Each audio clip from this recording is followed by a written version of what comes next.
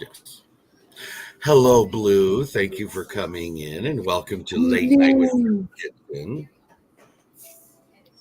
Hello. Hello to all of our guests in chat, which there's a whole two of them right now. Oh, three. I see three. There's three? It says three. Three? Somebody made their presence known yet. Oh.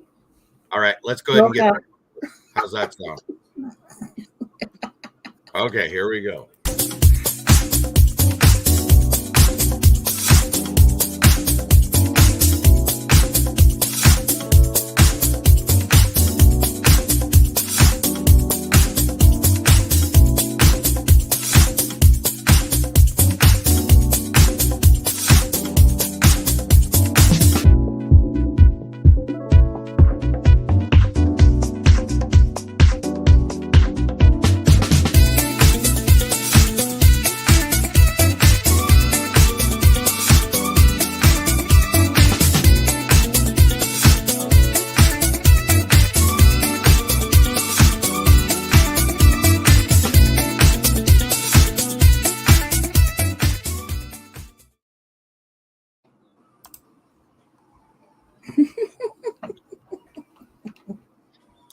Lori, prepping for heaven, is in with us. Yes, Manny Cam's in with us.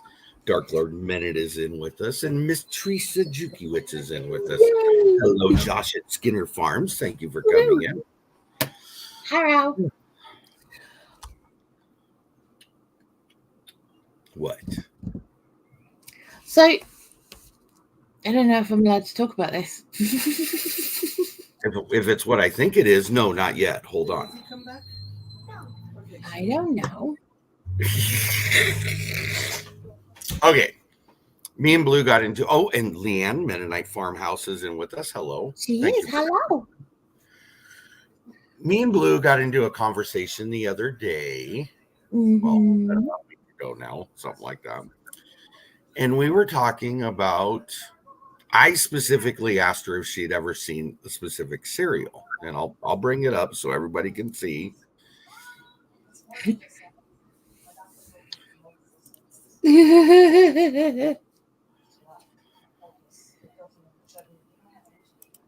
It's not about the price. That's not what we're looking at. It's about what the product is. Okay. Yeah.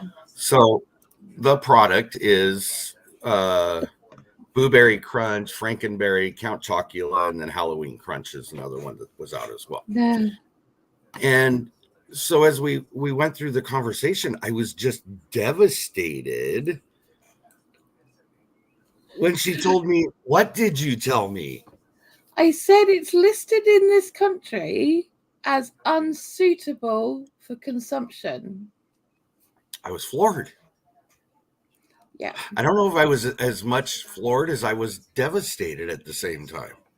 Yeah. Yes. Yeah, unsuitable for human consumption. That's what it actually says on the selling site where it is here. Yes. Yeah. Hello, Annie, our urban homestead. Thank you for coming in. Okay, I get it, Lori. There's sugar bombs, but that's not the point. It's not about the sugar bombs, Alan. It's about all the other stuff that's in them as well. Right. And we've kind of had this conversation before on different, on your site and my site both, where there are a lot of things that are not allowed in your country that there's really use. 7 things that are not allowed in this country that you guys have in your food on a regular basis. How many? 227. Ouch. Yeah. So we thought it'd be interesting to inform people of some of these things. Yeah. Yeah. Number one. That's also in Australia as well. Australia and New Zealand also bans those things that, you know, and also most of Europe does and parts of Asia do. So, yeah. You guys eat some weird stuff. But again, you also got to remember it's stuff that we've become accustomed to because it's not just that. It's stuff that it really shouldn't be in there because it's actually not food or, you know, fit for human consumption. They know that it's actually dangerous to the human body and causes issues. So, yeah, the fact it's still in there is a little bit scary to me. That's well, it is. Yeah. Yeah. I've never seen that warning ever on any of those. I've never seen any. I've never, because I do buy imported food, as you know, Right. And I will occasionally get some stuff from the States because there is some stuff that, you know, we actually do like. But I've never, ever seen unfit for human consumption written on. She actually, the first night we had this conversation, she said it that way. I have never, ever seen that before. Yeah, I've never seen that before. And that is a little bit terrifying. Well, it is. It's way terrifying. Yeah. So yeah, I did a thing where I went and had a look at some of the things. I didn't get all of them. Of some of the specific examples of foods that are banned in the UK. Now, some of these are food colorings, including, and these are only 3 of the top ones: yellow number 4, number 5 and 6, and red number 40. In fact, red number 40 is banned, and those 2 yellow colors are banned in probably 90% of the rest of the world. Wow. Okay. Yeah. So it's also known that yellow color causes violent outbursts and mental health issues, and have been found to be in things like bagels and stuff like that, just to give it a little bit more of a baked color to it. Red 40, we all know that sends people bouncing off walls and stuff like that. And you know, it was banned very, very quickly in Australia. It was only, I think it was only in use for like 6 months, and that was back in the 70s. And it was in the late 70s, and it was only available for about 6 months, and then it was completely banned. They're not banning it, darling. They've already done it, and they did that about a year ago. It's already banned. So yeah, there's also a TED talk of a woman who went through each and every one of the food colors, because her son was showing all of these really extreme mental health issues and behavioral issues and all this kind of stuff, and they tried everything. And she was tearing her hair out because at 10 years old, this kid was on all of these kind of mental health medications to try and make him behave, but they were actually part of the problem because they too had these colors in them. And it wasn't until she started doing her own research and all that kind of stuff. But she actually was into it. And you can have a look at it, and it's out there about food colors and food dyes and what they do. You know, so that is a thing. Potassium bromide.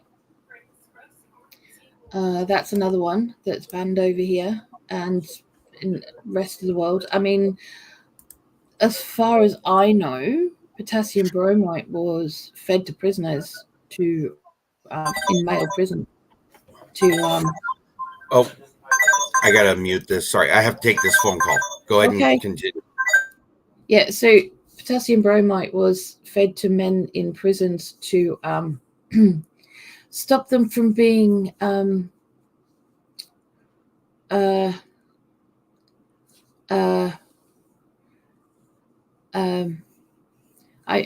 don't know the word without getting into trouble. So yeah, so basically they wanted to stop any of the stop men being so active with each other in the prisons. That's a good word too, Nanny Tam. So they used to put bromite in their food, but they found it was actually permanent. And so yeah, they'd get in trouble for that because it was actually permanent. Besides causing other issues as well. So they banned it. It was completely banned. Yeah, so I mean, I got words for it, but you know, this isn't my channel.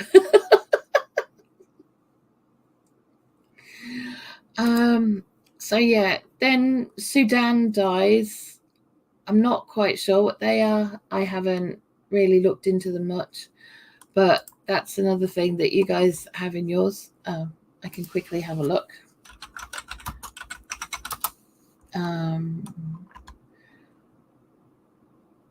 Okay, so they're industrial dyes to color oils, waxes, and polishes, and they're actually used in your sweets. They're actually used in your sweets, but they're banned here because they're actually chemical dyes that, yeah, they're carcinogenic and at risk to human life. So yeah, they're not allowed to be used here or across Europe, and I would imagine that spans to Australia and New Zealand as well. Certain drugs used on animals, such as bovine growth hormone. Now that one's a bit of a fallacy. So all cows are checked about a week before they go to market over here. And what happens is that the farmers actually will feed them the growth hormone up until about 4 weeks before market, and then they'll knock it on the head. So yeah, so it doesn't show up, but it's actually still in the meat. Even though it doesn't show up, it's done what it's going to do. So they're not supposed to use them over here, but they still do use them over here, and they do it in Australia as well. And you know, because farmers have actually admitted it. They've admitted it, you know, and they're encouraged to do so by the manufacturers of them. Yeah.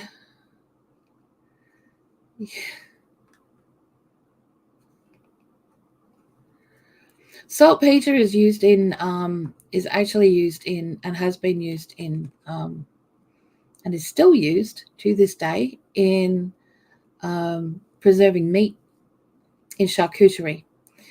Saltpeter is it doesn't have major side effects unless you're going to sit there and eat an entire ham. But you know, it's not necessary.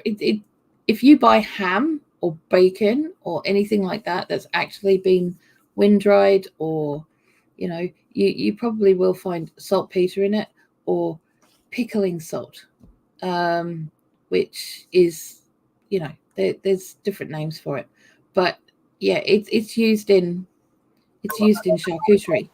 So that's not something that you know, but it's not something you should eat every day. It's just used for that. I'm kind of in a pickle. Why? I have a missing child I need to go look for. Oh, okay. My child. Yeah, no, I get that. So you need to do that. I need to do it. And I hate to do it to everybody, but I need to figure out where my kid is. So yeah, no, that's fine.